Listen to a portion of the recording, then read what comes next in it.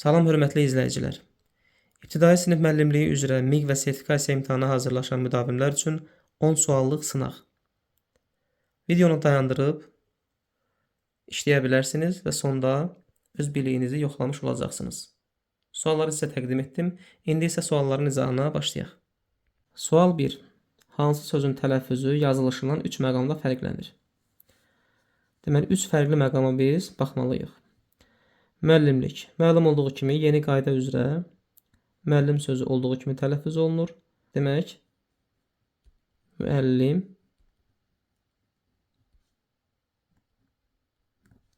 müəllimlik. Nəzər yetirsək, bir fərqli məqam olacaq ki, xışlixə keçdi. Bizə bu lazım deyil.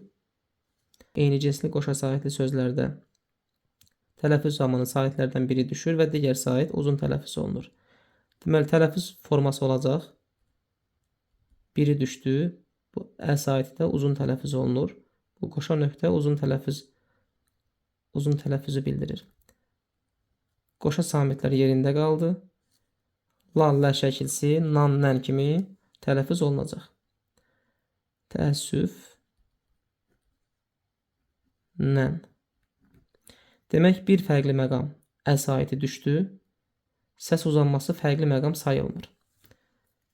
Bir fərqli məqam, ikinci fərqli məqam l, n-ya keçdi. Üçüncü fərqli məqam n samiti artırıldı. Bizə lazım olan variant B variantıdır. Yəni, təəssüflə sözündə 3 fərqli məqam var. Biabırçılıq sözündə 2 fərqli məqam özünü göstərir. İA qoşa sahit arasında y samiti əlavə olunur və q samiti də x kimi tələffüz olunur. 2 fərqli məqam. Həqiqətdir sözü yalnızca bir fərqli məqam. Deməli, dır, dir, durdur, xəbərli şəkilsin r tələffüz zamanı deyilmir. Həqiqətdir bir fərqli məqam. Okean sözü də olduğu kimi tələffüz olunur. Heç bir fərqli məqam yoxdur. Bizə lazım olan variant B variantı. Sual 2. Hansı cərgədəki sözlərin hamısı həm omonim, həm də çoxmanalı söz kimi işlənə bilər? A variantı boğaz, çay, dolu. Fikir versəz, burada say sözünü yazmışdım. Test əsnasında fikir verdim ki, say sözü saymaq feili olaraq çoxmanalı söz kimi işlənə bilər. Həm də omonimdir, yəni bu A variantı doğru olacaqdır. Eyni zamanda A ilə yanaşı C də doğru olacaqdır. Deməli, bir testdə 2 variantın olmağı testin düzgün olmadığından xəbər verir. Ona görə əfvinizə sığınaraq s-nı ç ilə əvəz elədim. S samitini. Boğaz 2 mənada işlənir. Həm, daha doğrusu 3 mənada. İnsan boğazı, boğaz heyvan, inək, insana aid. Coğrafiya termini kimi. Dardanel boğazı. Demək, 3 mənada işlənir. Omonim deyə bilərik. Çay həm içməli içki kimi, içki, həm də axan çay. Dolu həm yağmur dənələri, donmuş yağmur dənələri, həm də sifət kimi, dolu qab, boş olmayan. Üçü də omonim xüsusiyyəti daşıyır. Görək, üçü də çoxmanalı söz ola bilir ya yox. Boğaz, çəkmənin boğazı, insanın boğazı oxşarlıq olduğu üçün çoxmanalı söz kimi işlənə bilir.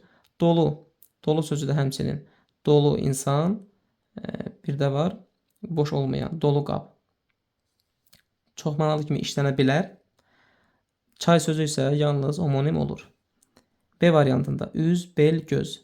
Fikir versək, göz sözü omonim xüsusiyyəti daşımır.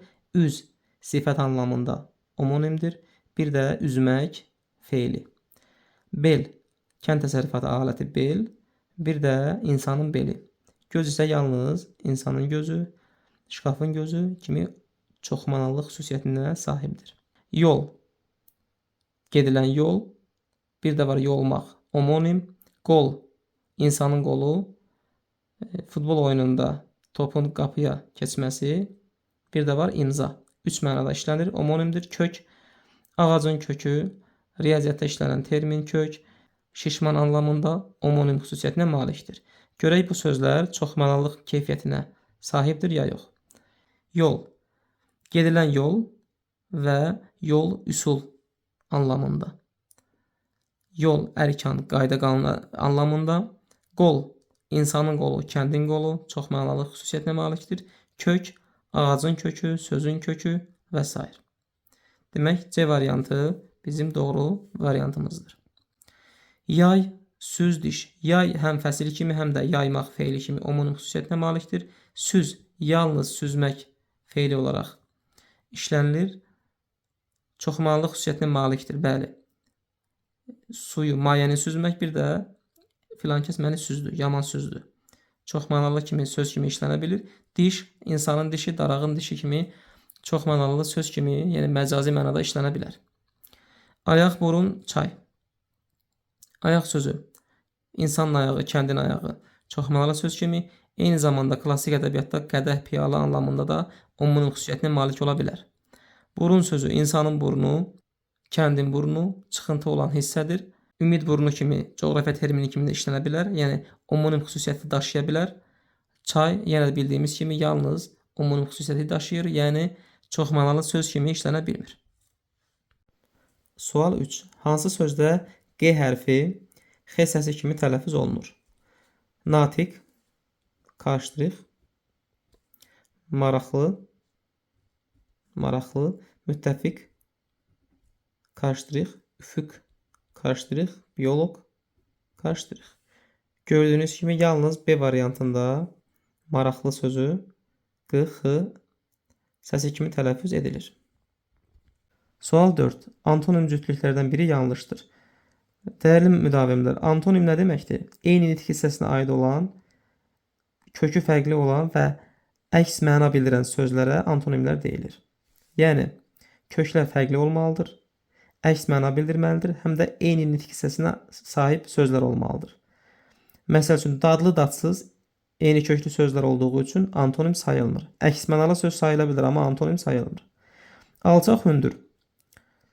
İkisi də sifətdir, bir-birinin əksidir, antonimdir. Gəlmək, getmək, ikisi də feildir, bir-birinin əksidir, antonimdir. Şirin, acı. İkisi də sifətdir, əks məna bildirir, antonimdir. Qorxaq, igid. İkisi də sifətdir, əks məna bildirir, ona görə də antonimdir. Çiy, bişməmiş. Əks məna bildirsələr də çiy sifətdir, bişməmişsə feildir. Deməli, sifət feil olduğu üçün antonim sayılmır. Sual 5. Hansı variantda sözün leksik mənasının izahında səhvə yol verilmişdir? A variantı səfər, bir yerə getmə, yolçuluq. Doğrudur. Məşvərət, bir iş haqqında məsləhətləşmə, şura. Bəli, doğrudur. Bəhrə, bir işdən, fəaliyyətdən əldə olunan nəticə, fayda. Bəli, doğrudur. İqlim, müəyyən bir yer üçün səciyyəvi olan çox illik hava rejimi. Bəli, doğrudur. Mütaliə, hər hansı bir musiqi alətində məharətlə çalma. Təbii ki, yanlış olan E variantıdır. Mütaliə, oxumaq, qiraət etmək deməkdir.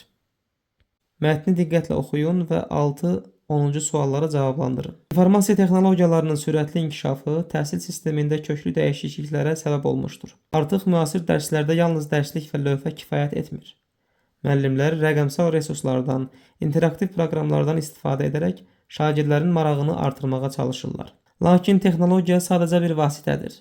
Əsas məqsəd şagirdə məlumatı necə tapmağı, onu necə analiz etməyi və düzgün nəticə çıxarmağı öyrətməkdir.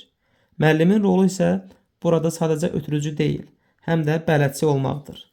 Təhsildə rəqəmsallaşma həm də müəllimdən daimi özünü inkişaf və yeni bacarıqlar tələb edir. 6-cı sual. Mətnə əsasən müasir təhsildə müəllimin əsas funksiyası nədir? A variantı, şagirdlərə bütün məlumatları əzbərlətmək, xeyr. Yalnız kompüterdən istifadə etmək, xeyr. Şagirdlərə məlumatı analiz etməkdə bələdçilik etmək. Dərslikdəki mövzuları olduğu kimi köçürmək, texniki avadanlıqları təmir etmək. Dəyərli müdavimlər, bu tipli mətn suallarında məntiqli olmaq lazımdır. Yəni, məqsədə uyğun cavab hansıdır?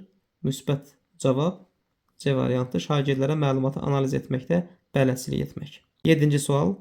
Mətndə rəqəmsallaşma ilə bağlı vurğulanan əsas fikir hansıdır? A variantı, kitabların tamamilə ləğv edilməsi. B variantı texnologiyanın təhsildə yeganə məqsəd olması.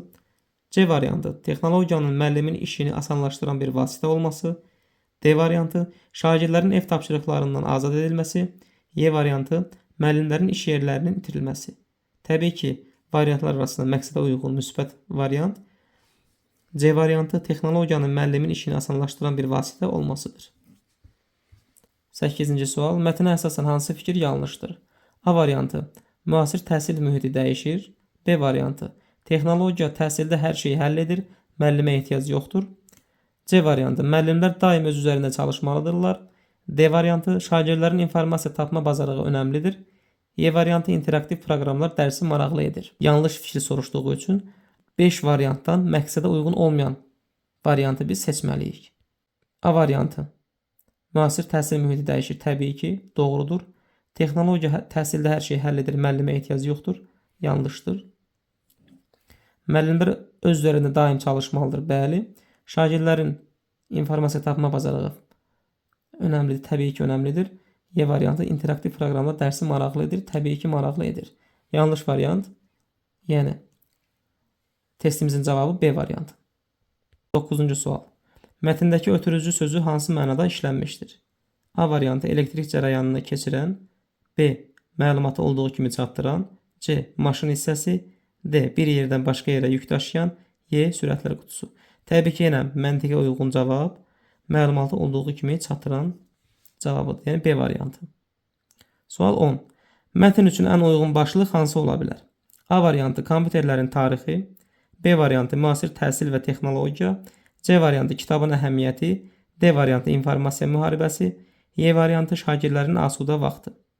Təbii ki, təhsildən, texnologiyadan söhbət getdi. Müasir təhsil və texnologiya.